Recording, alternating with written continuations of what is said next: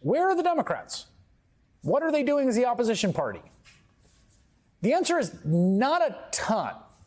All right, so Chris Hayes has been calling out the Democrats for playing it safe. And honestly, he's not wrong. The Democratic Party of today might actually go down as one of the worst political parties in history. If we had a party that actually knew how to fight, we'd see Democrats calling out Republicans every single day relentlessly. But instead, we've got people like Hakeem Jeffries, who couldn't fight his way out of a paper bag if democracy depended on it. But before we get into it, make sure to like, comment, and subscribe. Because trust me, we've got a lot to talk about. Every single day, it seems, we are seeing an unprecedented assault on our democratic order by Donald Trump and Elon Musk. And they are backed up by a Republican majority in pursuit of an agenda that is not only unconstitutional, but anti-constitutional. Congressional Republicans spent most of Wednesday in meetings with Elon Musk, practically begging the unelected billionaire to return some of their constitutionally mandated power of the purse. Meanwhile, Donald Trump, acting frankly like a mad king, is off starting trade wars and then undoing them and redoing them and threatening to divert any money made from tariffs into what he's calling a sovereign wealth fund. Funds which can then presumably be paid out to his buddies in big business. This isn't even a fraction of the flagrant corruption we're seeing on display every day. So, understandably, lots of people look around, millions of them, I'd say, and say, where are the Democrats? What are they doing as the opposition party? The answer is not a ton. Now, part of the problem, I think, is that Democrats at the federal level just don't actually have that much power. They are minorities in both chambers of commerce. They don't run the White House, obviously, a minority on the Supreme Court. The Republicans have been a minority in government for most of my life, and yet that didn't stop them from stopping any Democratic agenda. The Democrats are putting up less of a fight now than when Trump had his first term. It feels almost like malpractice for these Dem leaders to seemingly want to ride on Trump ruining everything and them becoming the default option. I don't want to believe that is their strategy, but this silence to even attempt to loudly fight back is insane. But it is also true that many elected Democrats are not exactly seizing the moment.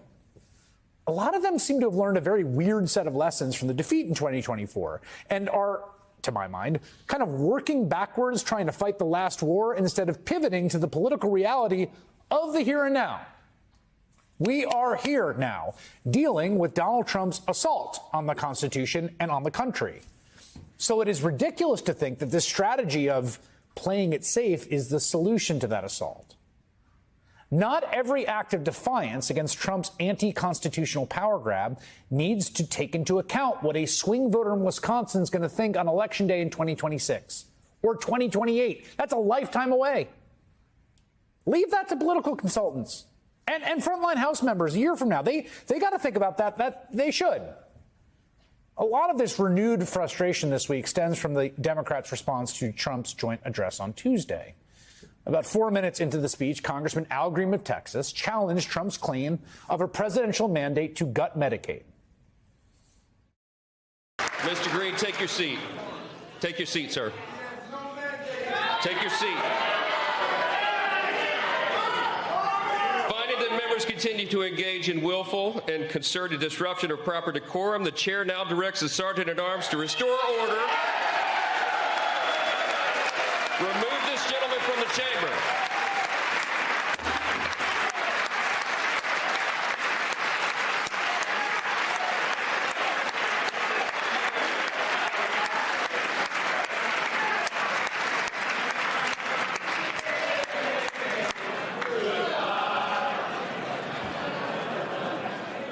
My God, the Democrats are so pathetically weak.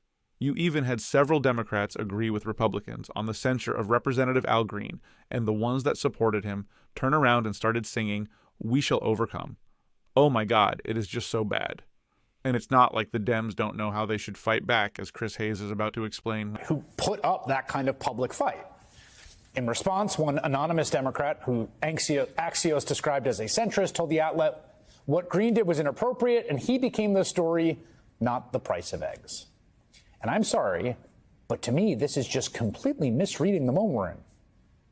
This fight right now ultimately isn't really about the price of eggs. Maybe the politics of the price of eggs matter. They do. That's fine. That's right. And maybe what Congressman Green did was the right thing, and maybe it was the wrong thing. Either way, he's facing the consequences of his actions like an adult. Today, he was censured by his colleagues, including a handful of Democrats, for his protest, which, again, he broke the rules of the House. The House censured him. He stood in the well of the House to have the resolution read to him, surrounded by dozens of Democratic colleagues who sang, "We shall overcome," in solidarity. But I guess what I'm trying to say here is, at least Green tried something. Now is the time for trying things.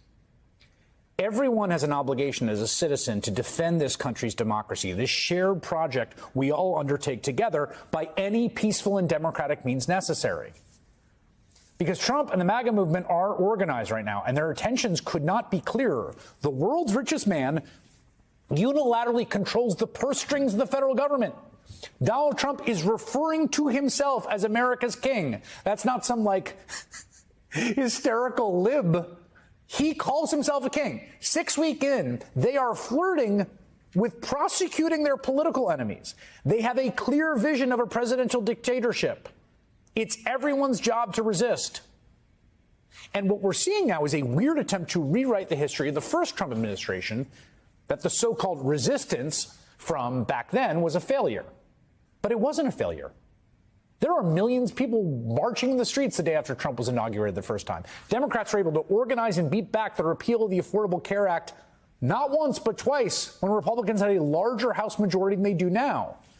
That resistance helped flip the House to the Democrats in 2018. It fed into the largest popular uprising we've seen in a generation, at least in 2020, during an election year. And in that year, Democrats flipped the Senate, unseated an incumbent Republican president for the first time in nearly 30 years, and won the popular vote by 4.5 points. Somehow all of that has been rewritten as a failure, which in turn has convinced folks they just need to keep their heads down and hope they can run on egg prices in 2 years. And that right there is exactly what's so frustrating about the Democratic Party. They're experts at doing nothing when it actually matters. They somehow managed to get everyone on board with the idea that Biden needed to go. But now, when actual coordination is needed, Pelosi and Schumer are nowhere to be found.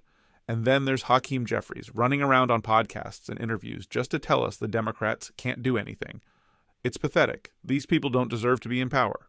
But the worst part? Trump and the Republicans are going to crash the economy, gut whatever's left of working-class protections. And when the pendulum swings back, we'll be stuck with the same weak, uninspired Democrats doing the absolute bare minimum. Let me know what you think in the comments. Are the Democrats completely hopeless, or is there a way out of this mess? And don't forget to like and subscribe for more breakdowns.